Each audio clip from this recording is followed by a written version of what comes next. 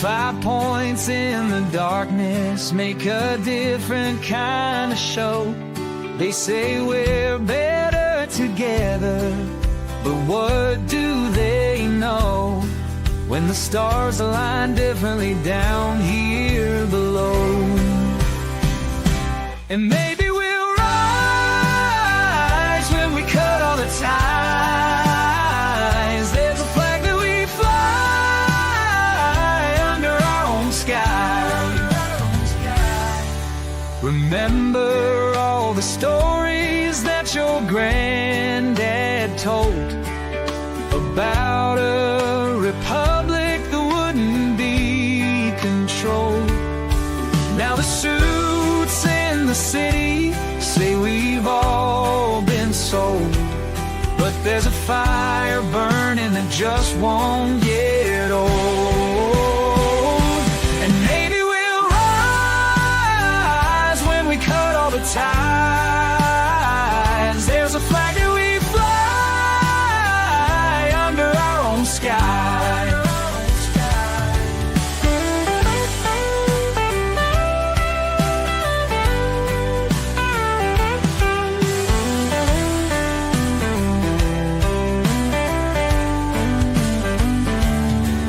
They draw their lines on paper, we draw ours in the sand.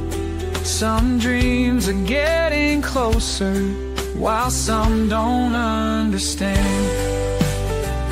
Don't understand.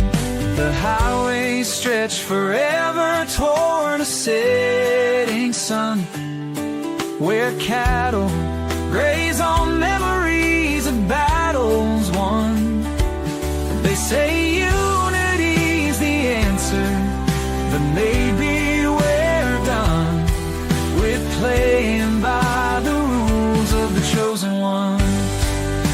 Oh, maybe we'll rise when we cut all the ties. There's a flag that we fly under our own sky.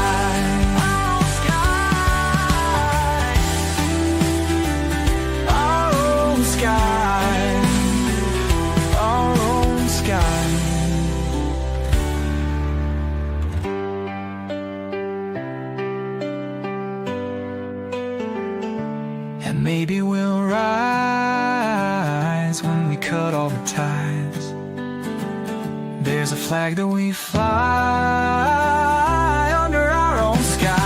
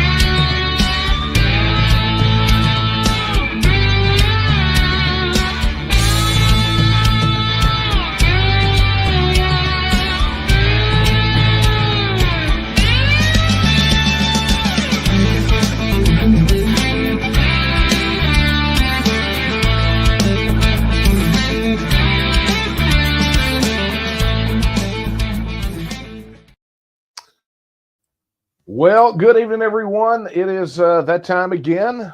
Time for a little late night coffee talk. Oh, you know what? I just realized something.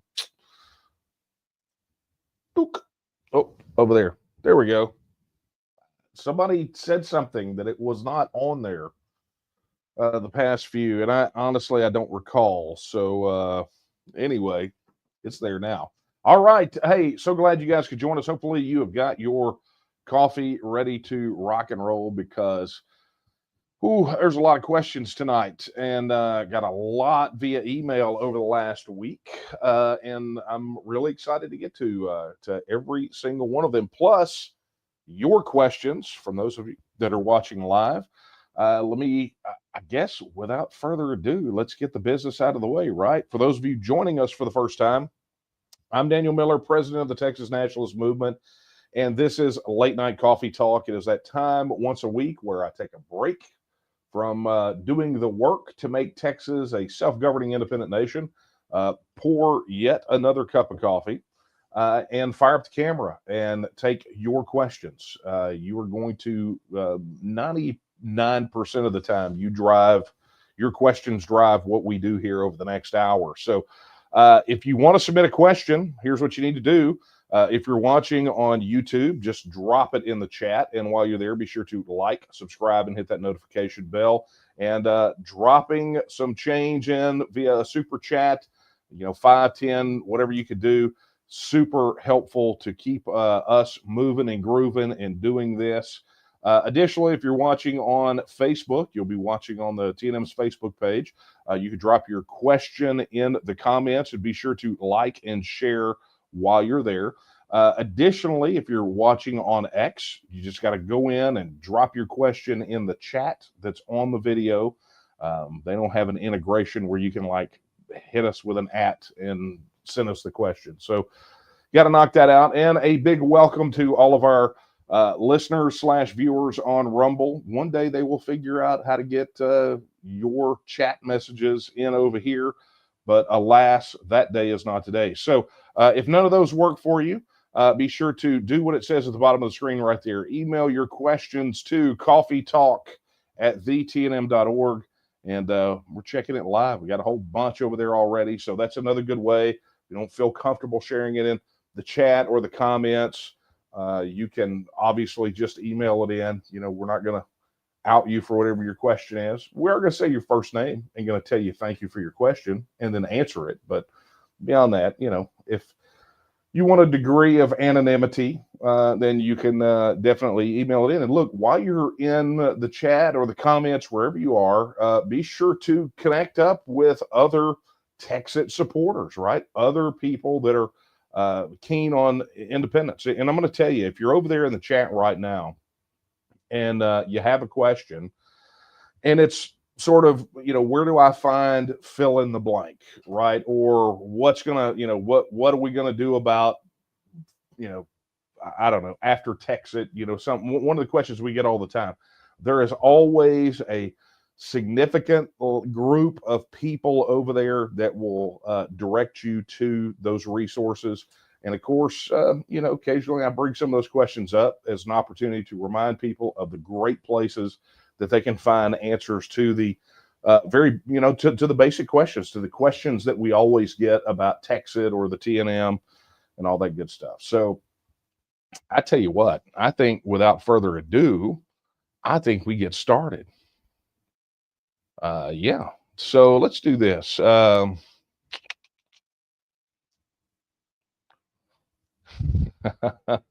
get to that. Let's take an email one first, okay? Oh man, there's a bunch. Okay, so let's get to this one. This is from Timothy. Timothy asks, he says, what is your opinion on Dade Phelan's bill to regulate memes posted in Texas? Do you believe it would stand up to our Constitution? Okay, so for those of you, and thanks for the question, Timothy, but for those of you, literally before I came in here, Kara and I were talking about this legislation, and I got to tell you why. If you don't know already, Dade is our state rep. We're in his district. And he is definitely madder than a wet hen about having to, run and defend his seat. So, I think a lot of people sort of expected some shenanigans, some retribution, whatever. And if he was Speaker of the House, understand this bill would have been brought by somebody else, by Burrows or someone else. Uh, but anyway, so let's talk about the piece of legislation. So essentially, what he wants to do is establish penalties for people who use manipulated images in political advertising. Okay. So the thing that he really took exception to was a mailer that was dropped in the district. And I think I saved all that. It may still be up in the podcast studio, but I think I have all those mailers if we did toss, because guys, we were getting buried by mailers. If you go back and look at some of the podcast recordings, the podcast episodes from the cycle, you're going to see stacks and stacks because I would bring them out. But anyway, there was a mailer that came out that essentially the message is that he shared a policy position with Nancy Pelosi, and the image was manipulated to look like he was basically hugging Nancy Pelosi. Nothing that we haven't seen via memes, right, on social media. So that's the thing he took exception to. But what you're also dealing with in this legislation is you're dealing with an out of control Texas Ethics Commission, because that becomes the enforcement mechanism for this. And the language in the bill is written in such a way that it effectively could be used to criminalize memes, right? And let me explain to you why that is. Those that are supporting his bill, which obviously Dade is one, but you actually had, I think, someone representing the Texas Public Policy Foundation go testify in favor of it during the committee hearing, which was shocking. But you have to look at it as part of a whole, where there is a push by the political establishment to effectively weaponize the Texas Ethics Commission to try to clamp down on political speech. I mean, I did a whole podcast episode. Go look. It's the podcast episode that I did where I interviewed the attorney, Tony McDonald.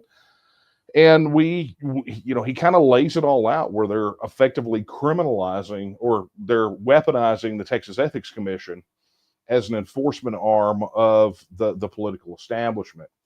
And what they're trying to do is continue to expand the definition of what is and is not political advertisement. Okay. So you couple that with this bill, and what you get is Dade Phelan wants to criminalize people who post memes. We live in a day and age where you're getting a lot of content that's generated not just by AI. I mean, look, there's crafty people that use Photoshop pre-AI that could do all kinds of amazing things. I'm fairly certain the Nancy Pelosi ad in Phelan's district was Photoshop and not AI. But that being said, it's dangerous. It is a very, very dangerous thing, because the political establishment wants to muzzle people like you and people like me. They want us to keep our mouths shut, to the point that you have to essentially jump through, do what I call stupid human tricks, right? I got that from the Letterman show back in the day.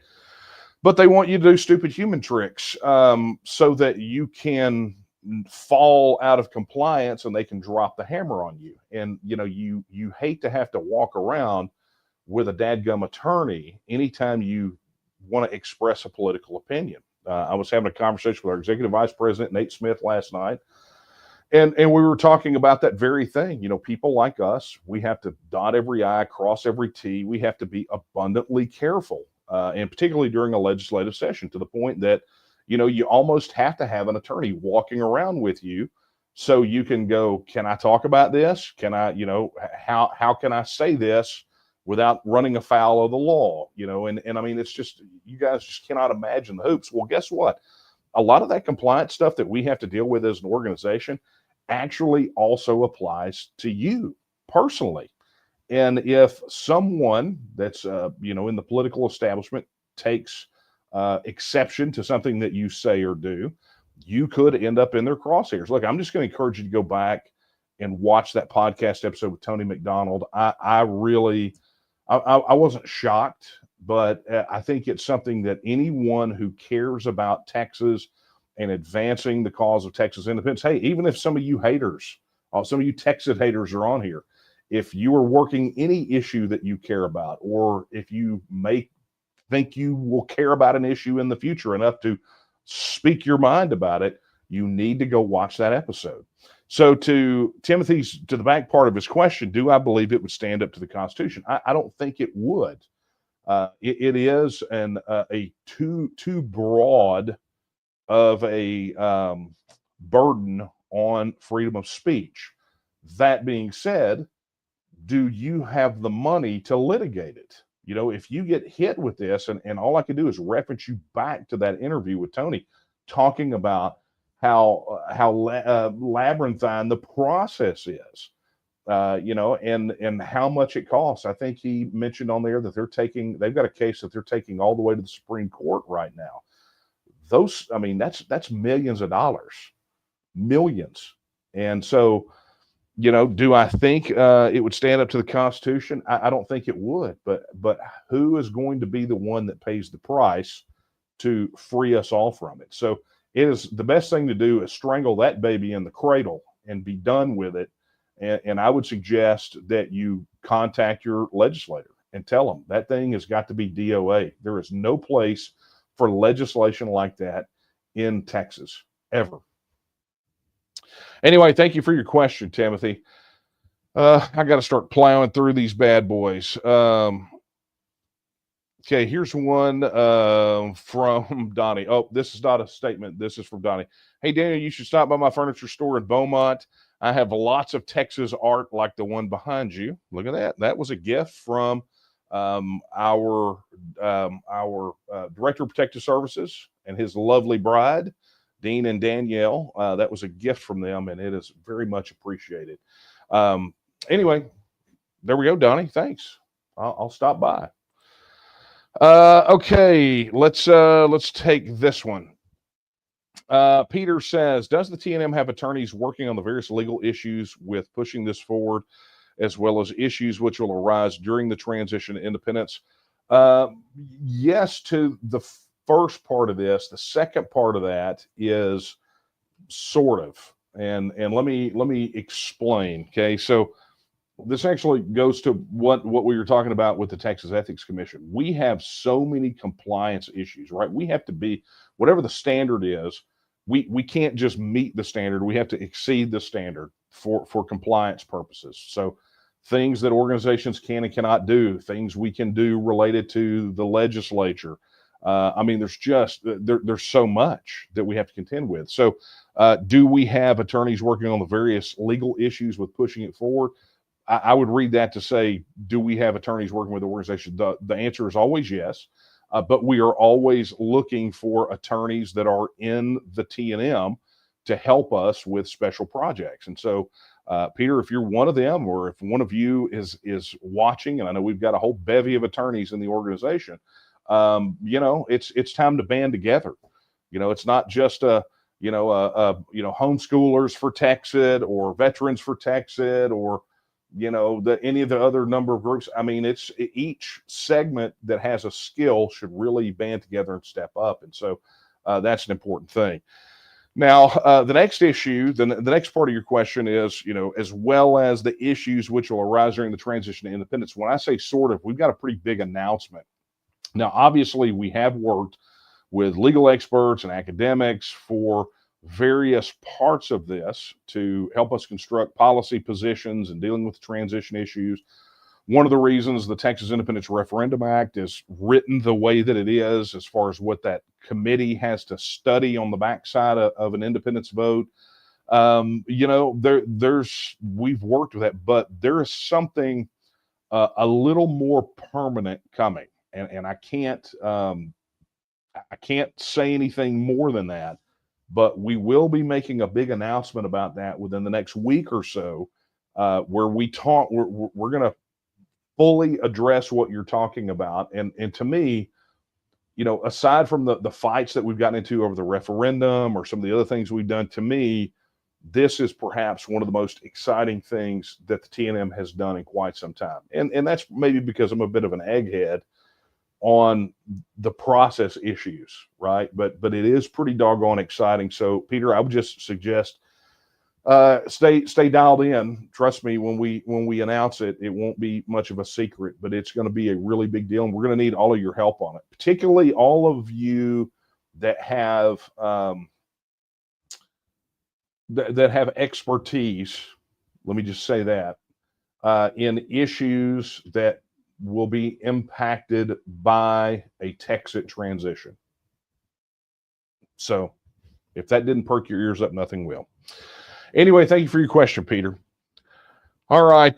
Be sure to get your questions in, fine friends. Drop them in the chat or the comments and keep them coming. I'm going to keep pushing forward here. Let's go back to the email.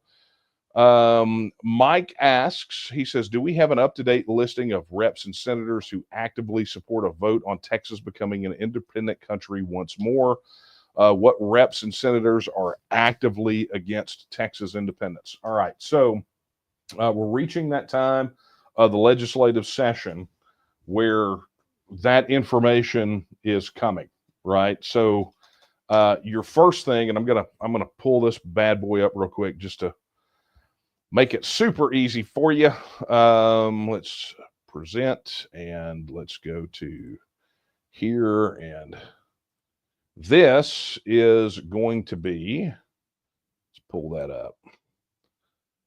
Without a doubt, going to be your first jump off point, which are the Texas First pledge signers, right? So any of these folks are office holders that have signed the Texas First pledge, which means they support your right to vote on independence. And, you can filter it here. You see some state reps, see Christina Drury, county commissioner. So, we have this. We don't do federal, right? Because, reference my previous conversation about compliance issues, but also we don't care about that on the federal side. But you're going to find office holders and candidates, and I mean it's set. So that is always the running list of people that we 100% know have come out and said that they support a vote on Texas independence. Now, as I was saying, the other component of this. And I said, we're in that point of the legislative session where we're going to start getting more information filed in, because it's almost like there's a reset every single time. But I'm going to show you. So if you go to legislature.tnm.me, you're going to find a list. And as we, and it's divided into both the Senate and the House, but you're going to see all of the senators there. So, you've got all these people. And so you've got people that are neutral. That means that we do not know as of this point in the session. They have not indicated one way or the other. You have some that are leaning yes, but I'm going to show you. Here's how you can help us with this. So when you go there, if let's say Brian Hughes is your senator,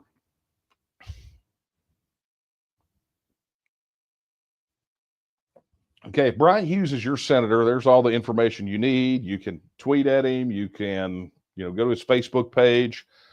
Here's the information about his district offices. But here's the important part about this, right? And it's their reported interactions. So you have to be if you're a registered supporter of the TNM, that means you have a login to all of our websites, okay? And when you interact with them, you go through, and of course, obviously, I'm not logged in right now, but there's a form that you use to report your interactions.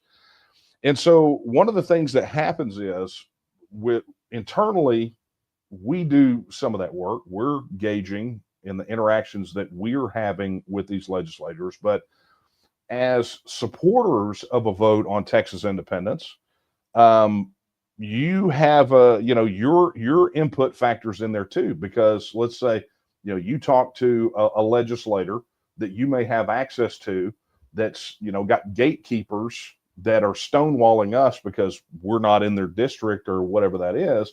you may get the answer that we need, right? You may get that. And so it gives you an opportunity to have an interaction with these guys and report that interaction.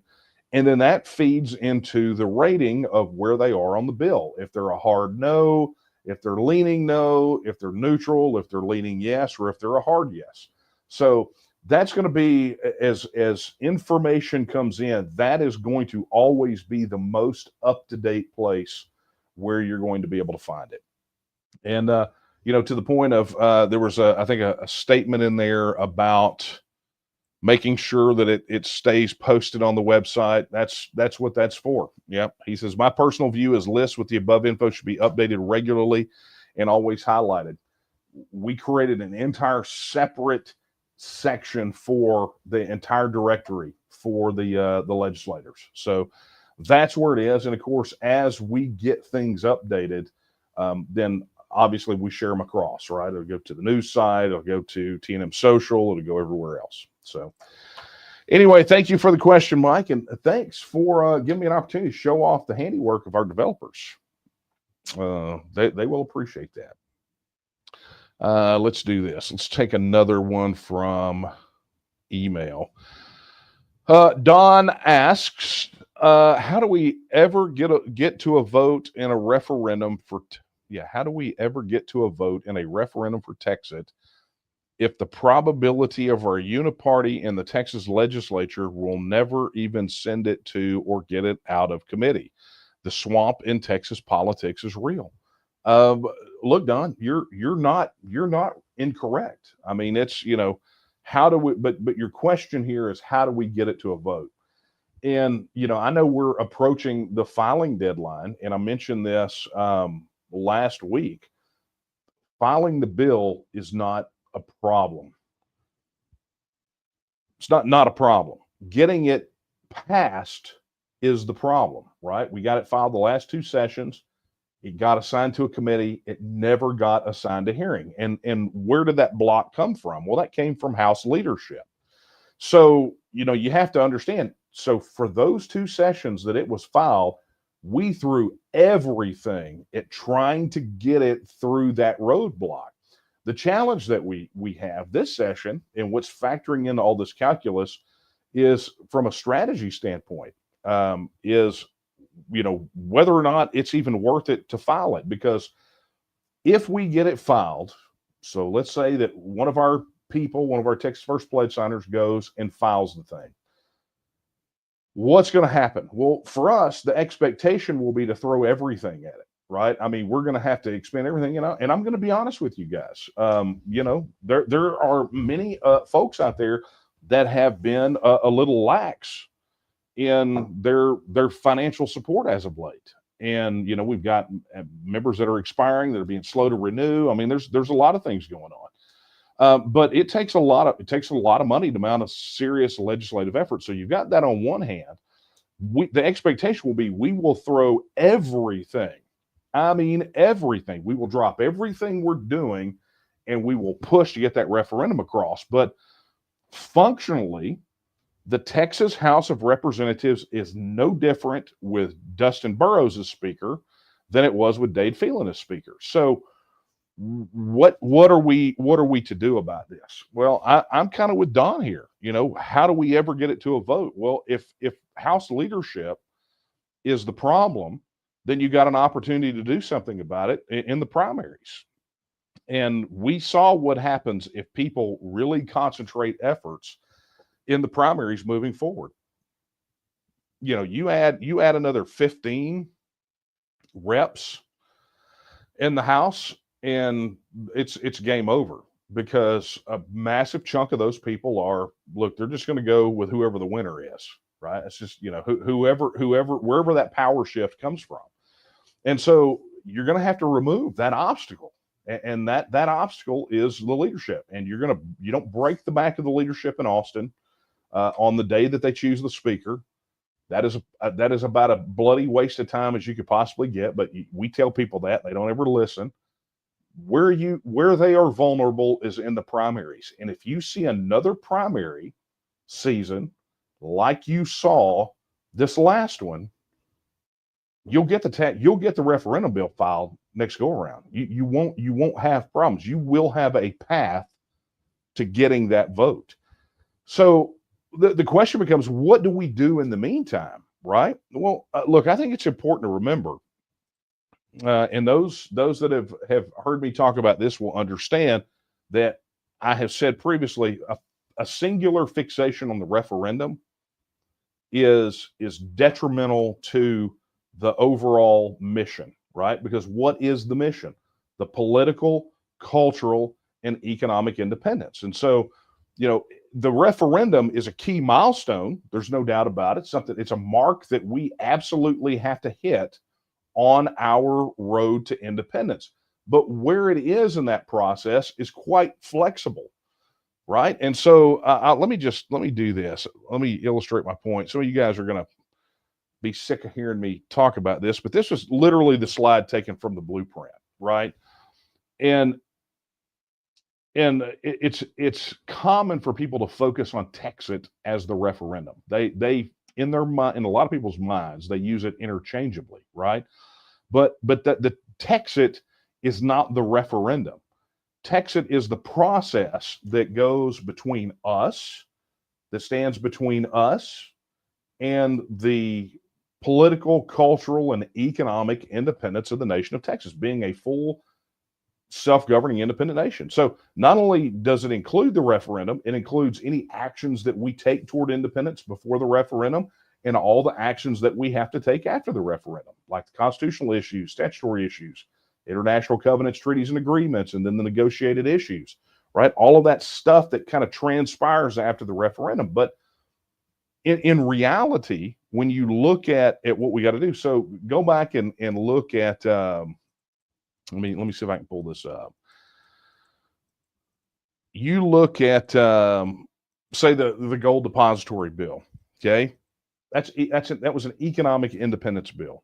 I mean, it was a bill that moves us closer to economic independence. It sets the stage.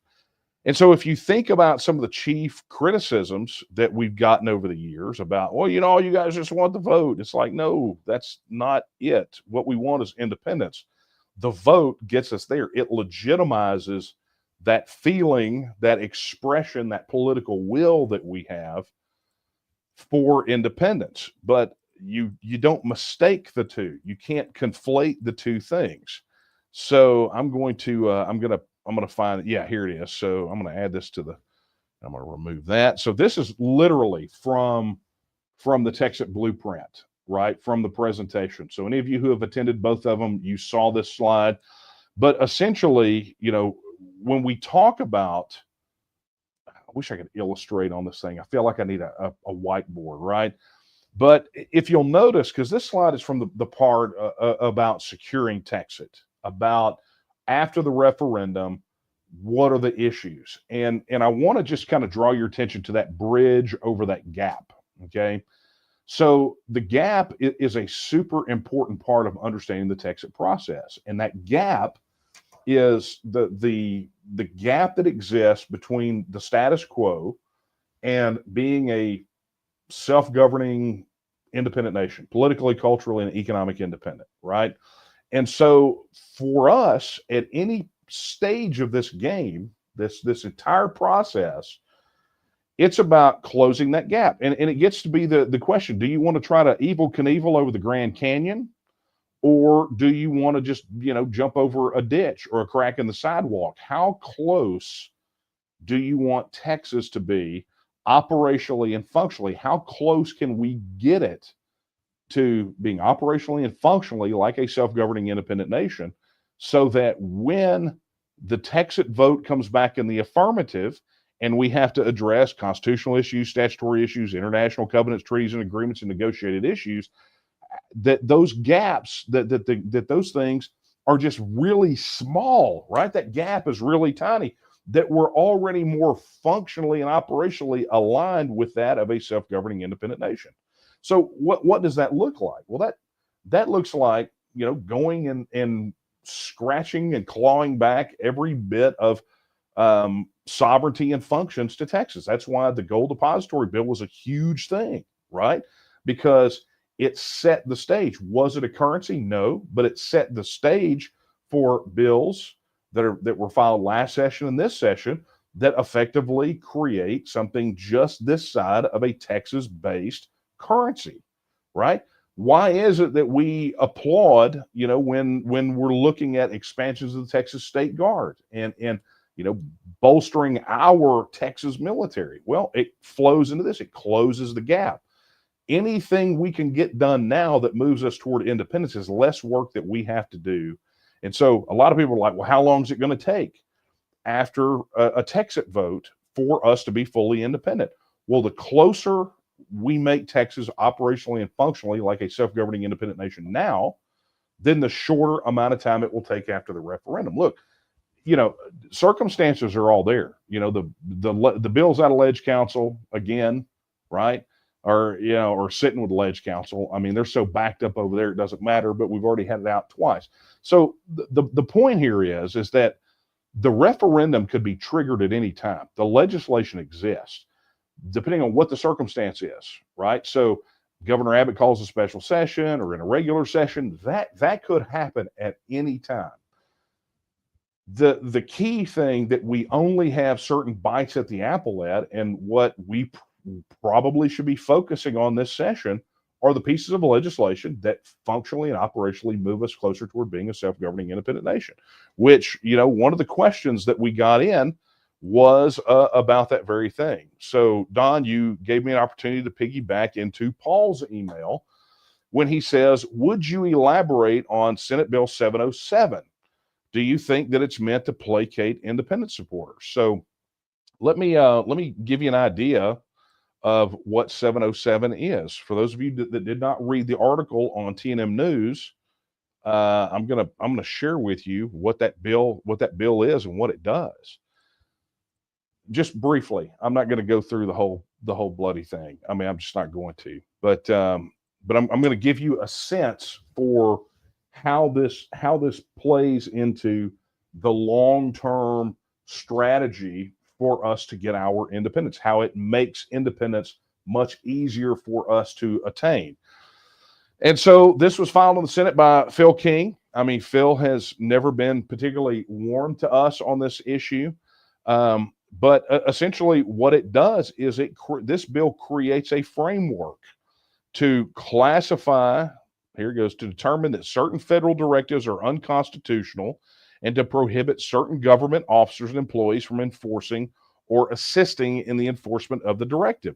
It is, in effect, a resistance framework so that if the federal government implements some directive that we find unconstitutional, coming from that federal level, what it does is it prevents by law state officials from cooperating with the enforcement or implementation of that directive. And it represents a phenomenal framework. It's like Cecil Bell's Texas Sovereignty Act, which, he just got censured by Montgomery County Republican Party, but it's a bill that he's been advancing the last several sessions to essentially create a framework so that there can be resistance and pushback. Well, this is one of those kind of pieces of legislation, that we're talking about. It claws back that power that we have. Those first words of Article 1, Section 1, when it says that Texas is a free and independent state. Well, that's what we're doing. We are functionally and operationally making Texas a free and independent state, and legislation like this definitely helps with that. But the other part of his question was, do you think that it is meant to placate independent supporters? And if so, why? I don't know that it's meant to placate independent supporters. Probably. I mean, what did that enter the conversation? I can't say that for sure.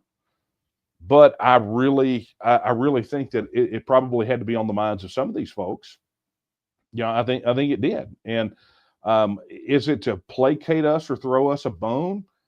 Maybe. I mean, look, they see the same polling we do. I mean, they know what a significant chunk of the population are ready for Texas independence.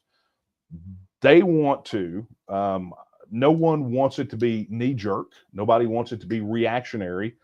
Everyone, I think, with any sense on this issue, wants it to be deliberate and conscious and thought out to minimize disruption and to essentially erect in this point right here, something we talked about in relation to kind of people's attitudes related to the Trump victory. It is to use this as an opportunity to erect barriers between us and the federal government and functionally and operationally move Texas toward becoming a self-governing independent nation, to do the things necessary, to look at the economic aspects and the currency and things of that nature. And I'll tell you, one of the things ahead of the session, talking to Kyle Biederman, former state rep, first guy to file the Texas Independence Referendum Act in toto, the way it is.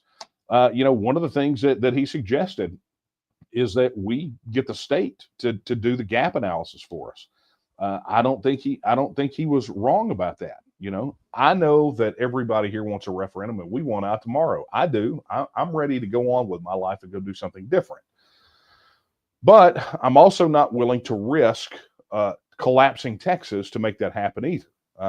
Impatience is not an excuse for preparation. So we have to take the opportunity to do the things necessary and be strategic about it. And I'll be honest with you, there's a lot of phenomenal legislation that has been filed by a lot of our Texas First Pledge signers that do exactly what I described, which is move Texas and align Texas more functionally and operationally like a self-governing independent nation. And so hopefully that answers, I think I may have answered like 3 questions and all that. But anyway, thank you, Paul, Don, and I'm pretty sure I got somebody else. I don't know. Hey, real quick, we're at the midway point, so let me remind you, if you have not gotten your question in, it is not too late to do so. You can drop it in the chat on YouTube. You can drop it in the comments on Facebook, and you can drop it in the chat on the video on X, or you can do what it says at the bottom of your screen and email your questions to, there it is, coffeetalk@thetnm.org. And there's a bunch. Look at that. Yet more coming in. Man, you guys are on a roll tonight. You are very questioning. Whew. Okay, let's see where we are.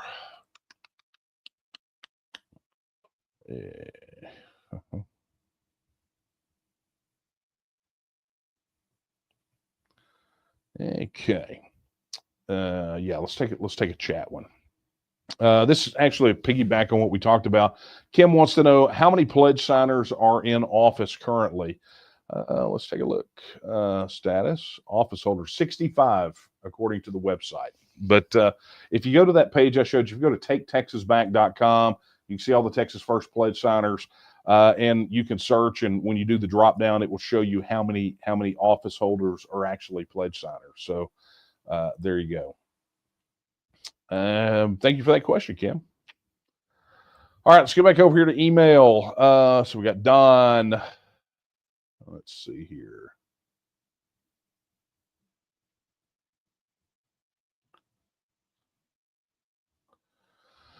Delene wants to know, this is pretty long, so I'm not going to read it all. It's about Doge.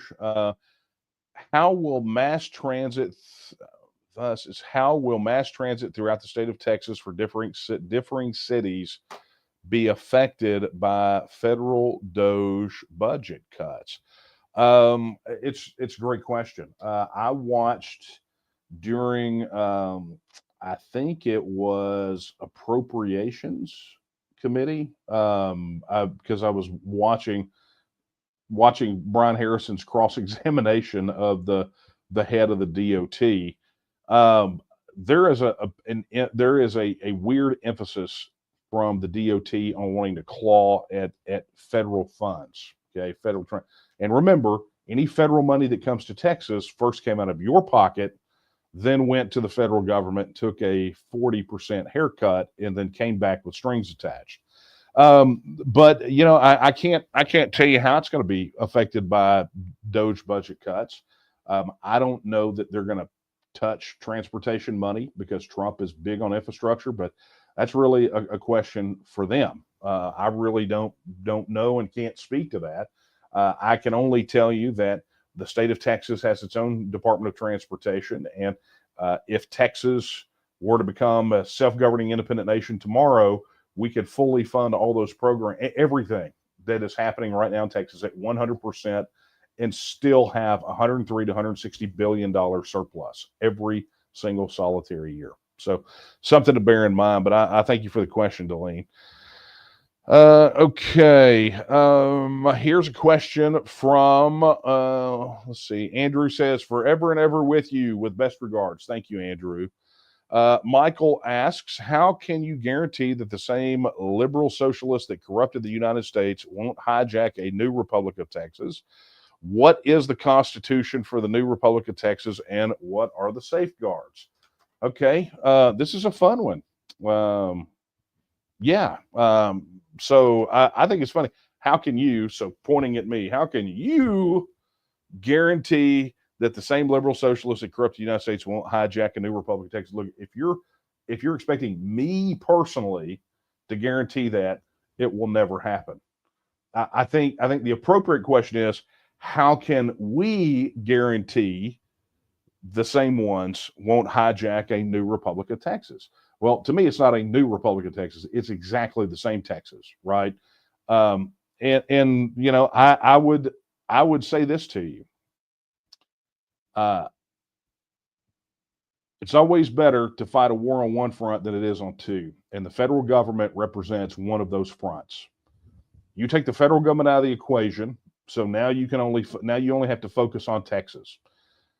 Where's your attention going to be? It's going to be right here in Texas. You cut off the money supply outside of Texas, because any from outside of Texas into these campaigns for these neo-Marxists, you cut that off because that's foreign contributions, and those won't be allowed. But the other part of this too is, look, there is no guarantee of utopia. If the people of Texas take their eye off the ball and they lose sight of what it is that they want, you know, coming out of a TEXIT vote and having a, you know, average of an 85% voter turnout, and, you know, if those 9.2 to 9.6 million Texans decide to go back to sleep, then, you know, what's going to happen? Well, kind of what you described. It's whoever gets to be the king of the pile. I mean, that's just how it works. And so, look, I didn't invent this, and I'm not a naysayer. I'm just telling you what George Washington said, that eternal vigilance is the price of liberty, right? And so if you want to take your eye off the ball and feel like, well, this Texit thing, we're going to get our independence and then we're just going to get to go, you know, do nothing and not pay attention. Well, guess what? The criminals and the wolves will always be at the door. And it is up to us as responsible individuals, with new responsibility handed to us of being a part of a vibrant and prosperous self-governing independent nation, to guard that as hard as we fought to get it. You know, I mean, that's kind of the thing about it. I mean, if you fight and you sacrifice and you do all these things to get your independence, then why would you not fight equally as hard to keep it? And so, you know, look, that's what I would tell you about that. It's not up to me to guarantee anything. It says all political power is inherent in the people. Not all political power is inherent in the fat bald guy that gets on the camera once a week and drinks gallons of coffee so he can go out there and try to make Texas independence happen. All political power is inherent in the people. I am one of those people, just one. And so it is not solely my responsibility. It's our responsibility. You know, Ben Franklin coming out of the Constitutional Convention, a republic if you can keep it. Well, it's kind of that way here too. You know, I'm going to fight to make Texas free, independent, self-governing. That's what I'm going to do. And when it happens, I will be equally vigilant over the new nation on the earth that we just birthed. But again, I'm one person. That is a responsibility for all of us, just like it is a responsibility for all of us to do what we can to secure Texas independence. I mean, I could go and think about and talk about, you know, that letter from Travis that I read. I did a podcast on that. We talked about Line in the Sand Day, which, you know, that was Coffee Talk last week. You know, we just went through the high holy days, 2 solid weeks practically of examples, solid examples of what it means to sacrifice for something worthwhile, right? We did. I mean, we had the perfect example of what that looks like, what that sacrifice looks like, what you have to be willing to give for independence. Well, I think we should all be at least motivated and inspired by that to wake up every day and cross our personal line in the sand and get to the walls and fight for our independence and go out there and work our tails off. You know, nobody's asking you to hole up in a crumbling adobe mission for 13 days and be massacred on the morning of the 13th. Nobody's asking for that. All we're doing is asking you to live for this cause. And the value that you place on independence becomes abundantly clear by how much you are willing to give of yourself to get it done. How much time, how much of your skills are you willing to show up? You know, history a lot of times is written by the people that show up. Just show up. You know, not even having to speak up, just show up. Right? So, you know, this is really the challenge to all of us. And I think Michael just sort of encapsulated this.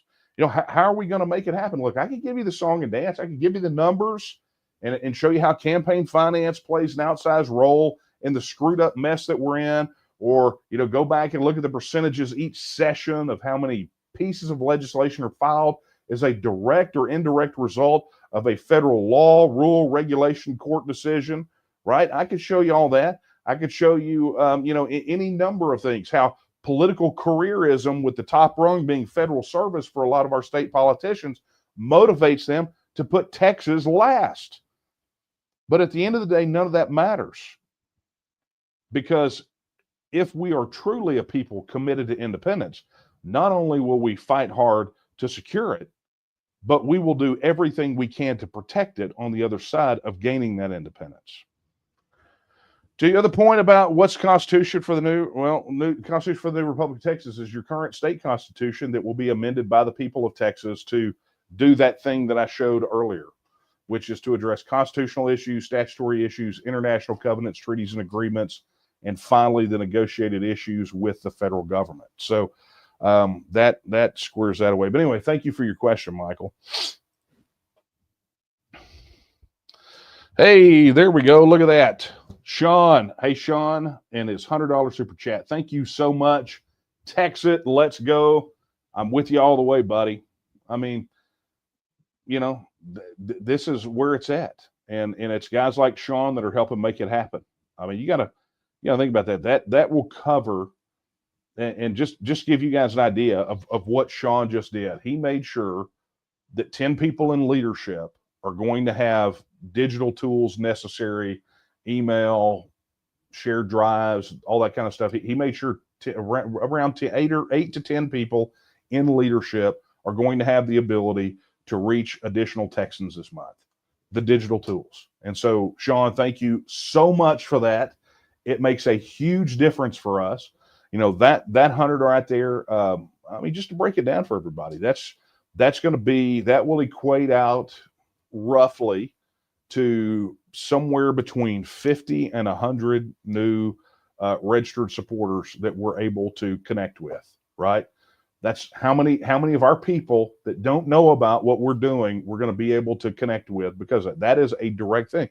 And if all political power is inherent in the people, as we say it is, we have to go get those people. So, Sean, you made a tremendous difference. Thank you very much. Now, I'm going to be honest with you. That made my heart swell a little bit. I mean, it kind of blew me away. Sean, thank you. Okay, I wish you'd have sent a question because I'd have jumped on it. Just say it. Okay, via email. This is from Brent.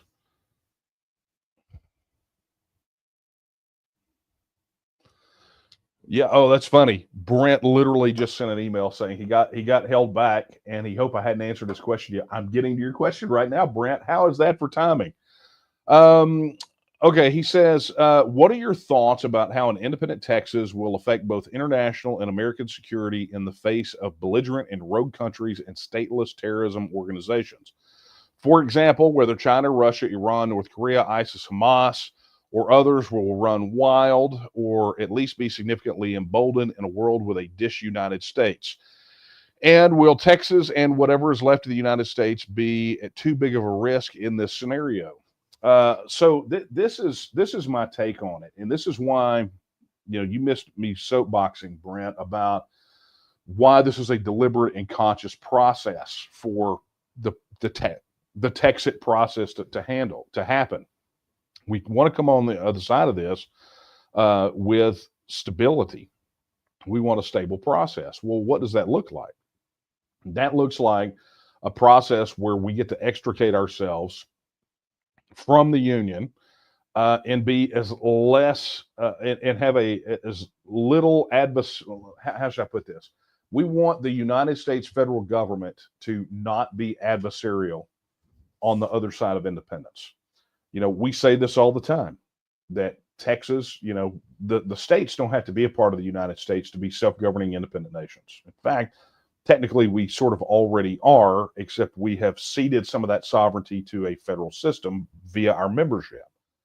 But that being said, on the other side of it, we can travel between one another, we can trade with one another, we can agree to defend one another. We just don't have to surrender our sovereignty to one another. And I think that's the key component of your question. So on the other side of independence, I talk about this in the TEXIT book, and I think there's some articles about it at texitnow.org. But one of the things that we have to look to do in the negotiated issues related to the federal government is we have to acknowledge that we are going to have common security concerns. It's just the way that it is. We're going to have common security concerns related to a lot of these players that you're talking about here.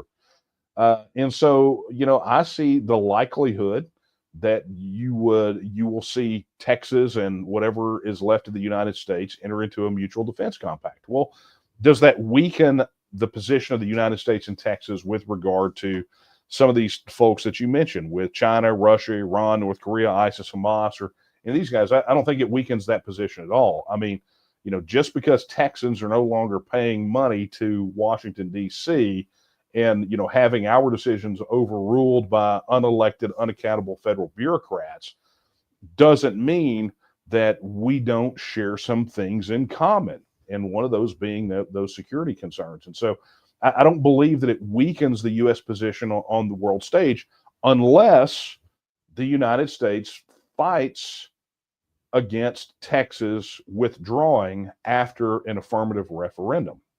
So if the federal government adopts as its policy an engagement, basically engaging negatively with Texas about a referendum, trying to suppress a referendum or suppress the results of the referendum, that hurts them on the world stage more than anything else, because they have actually gone around with at the barrel of a gun and promoted the idea of self-determination. And so if they show rank hypocrisy in their policies, in other words, if they, as Dr. Quartrip says, if they have a different policy at home than they have abroad, that will weaken their position with regard to all of those people that you talked about. It will weaken their position outside the United States, and that's going to be that will be a massive problem for them. It's one of the reasons that I say that if Texans would just understand that when they talk about this fear mongering about what the federal government will do, and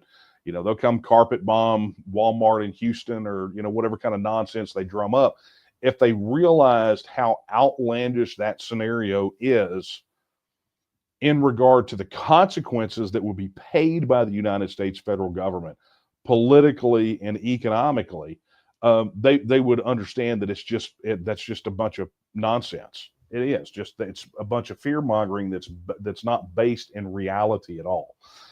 So that being said, Brent, that I don't think that I don't know that it's going to make them any more emboldened. If we are at least cooperating on security concerns that we can cooperate on, Will Texas be a power that relies primarily on force projection? Probably not. But I will tell you, the United States, whatever's left of it, could really could really stand to have a place like Texas really concentrating on defense threats right here on our own soil. Something they don't have now with the military flung all over the globe. So anyway, hopefully that answered your question, and I'm glad you got here before I got to it. So thanks, Brent. Okay, let's go here. And that was a great question. And I just saw Sean again. Thanks again, Sean. Can't thank you enough, buddy. And just so you know, if you're watching us on YouTube, he did that via super chat. So you can do that there and join him. Look, $2, $5, $10, whatever you can do. It'd be really helpful. Okay. Speaking of military, Danny asks, after TEXIT, will Texas have a mandatory military service for male and female? I don't see any appetite in Texas for mandatory military service. I think Texas has operated in that tradition of all volunteer military, so I don't see any appetite for it, especially not female mandatory service. I mean, Texans pretty solidly don't think that's a thing. But will that policy change? If the circumstances were to arise, I mean, Texas may consider that, but I don't see an appetite for it unless things would be super dire, right? Especially when so many Texans are ready to go volunteer right now. I'm going to tell you, if the legislature passed legislation to open up enlistment to the State Guard and basically make the primary focus of the Texas Military Department the Texas State Guard, and said, look, we need people to enlist tomorrow, you're joining a Texas military, there would be people lined up around the block. You'd have veterans that served that were ready to get back into service. You'd have young men. Matter of fact, there's one who comes on Coffee Talk that we're aware of that went and joined the Guard. I mean, for this, because he wanted to serve Texas. So I think Texas will never have a problem defending itself and having its sons and daughters come in defense of the Republic. I just don't think it will ever be an issue that would warrant mandatory military service. Anyway, thank you for that question, Danny. Oh man, I'm running behind. Okay, let's do this. Okay, this is from Jason. Jason says via email, Jason says, what is the TEXIT movement doing currently to help Texas and garner support for the movement? No better way to gain support for a movement than action now to help improve the state. Yeah, Jason, I know we're short on time, but here's what I do. I would just encourage you to go look at what we're doing, right? Go to news.tnm.me, go explore the website, find places where you can plug in. We're doing it. I mean, it's whether it's our volunteers out in the field, whether it's local people in your counties organizing their county to help build capacity and get and win a vote on Texas independence, whether it's our international engagement, whether it is our government affairs team, whether it's our comms team that's putting out, helping get some stuff out like this, information to educate. We're working all the time. And so, the Texas nationalist movement, we're not the TEXIT movement, we're the Texas nationalist movement. We're out there every single solitary day. And literally around the clock, there is always someone in the organization, multiple someone's working at all hours of the day. And if you don't believe me, you can ask our people how often they get messages from me at really weird hours when you wouldn't expect it. So 24/7, 365, we're working to advance the mission of the Texas nationalist movement, which is to secure and protect the political, cultural, and economic independence of the nation of Texas. And that's what we do. This is who we are. And that is, I think, an important distinction to make. Not only is it what we do, but it is really and truly who we are. And Jason, I would just recommend heading over to the website, finding a place to plug in and get stuck in. And if you have any questions about how to do that or what would be a good fit, don't hesitate to reach out. Okay.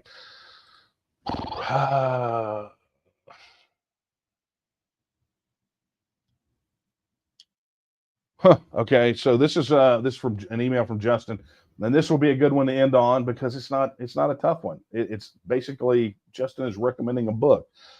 He asked if I have ever read D.A. Brock's Republic of Texas Navy books. The answer to that question is no. He says they're an alternate history series where Texas remained an independent republic and centers around the Texas military, mostly the Navy. It's an excellent book series set in the mid-1930s through World War II. I have not heard of it, but when we hop off of here, I will definitely look it up. Okay, friends. Well, guess what? Here we go. I think we're done. I think we have exhausted all the questions we can because, frankly, I am out of time. So we're going to call that a wrap. I've got a lot to do. Look, we've got, before I wrap up, I just want to tell you guys how much I really do appreciate you tuning in week in, week out. Thank you to those of you that are going back and that are plugged into the Texas News podcast. For those of you that are on TNM Social, commenting on articles, building community, that are, thank you to those of you that are signing up and becoming leaders in the TNM, organizing your counties, which, by the way, I mentioned it on the podcast. I'll mention it here. Congratulations to the team in Walker County and the team in Cherokee County for completing their training. They are the next ones up to launch their counties. And we're on the cusp of a few more. I think some of you guys probably got emails from David Brunig, our Director of Organizational Development. Answer those emails. And if you're not getting them, check your spam. They're still spiking us. But anyway, big thank you to all of those folks for getting in there. And congratulations. The process is not easy to start up a county group. It's not. There's a lot of training. And they made it through, so they joined Angelina County, and we got I think 70 more that are in process. So get plugged in where you can. Additionally, I want to say, if you did not watch the last Texas News podcast, the one where I interviewed Javier Hernandez, who gave this phenomenal exposition on what's happening with Puerto Rico's independence, you need to do that. That issue has really, really, really blown up over the last, I guess it's not quite a week, but several days, and get a lot of traction on that one. So pretty big deal. All right. Well, then here's what we got. Let me just remind you, if you have not already done so, I've already mentioned it, but head over and register your support. Head over to tnm.me/vote. Pledge your support today. Get you access to all that cool stuff I talked about tonight. The legislative directory where you get access to that anyway, but you can report your interaction, get access to TNM Social, get all that stuff. And then while you're there, go ahead and upgrade and become a member of the TNM. That'll get you access to a whole lot more stuff. We send you like 6 or 7, I think we're up to, free ebooks and reports. I mean, you just get a bunch of stuff when you become a member. So go do that as well. Additionally, if you are already registered, head over and download the TNM mobile app. Head over to tnm.me/app. Download the mobile app. So that way you don't have to check your spam box for our emails. You can just get on there and we can communicate with you. No gatekeepers. It's pretty awesome. Be sure to do that. And, if you get convicted, if Sean and his contribution tonight inspired you to support our efforts, I mean, you can obviously tell from the answers tonight, this is something we know our stuff and we're working to make it happen. But if Sean set the standard for you tonight and you want to go pitch in after this is over with, head over to donate.tnm.me. Great place to make your contribution because Google won't take 30% of it, which is pretty awesome. So head over to donate.tnm.me and donate today. Man, we've got announcements. A lot of things come. Watch the news tomorrow. There's something that's going down. It's pretty exciting for us, and it directly it has something specifically to do with one of the bigger issues that we talked about tonight. But it's going to be a big daddy. So buckle up, Buttercup. That's all I can say. All right. That, my friends, is a wrap. So what I'm going to do is I'm going to sign off. So I want to, again, thank you for being here. And I'm going to leave you with the words of Sam Houston when he said that Texas will again lift its head and stand among the nations. I believe that time is now. And the question is, will you stand with her? Good night, everyone.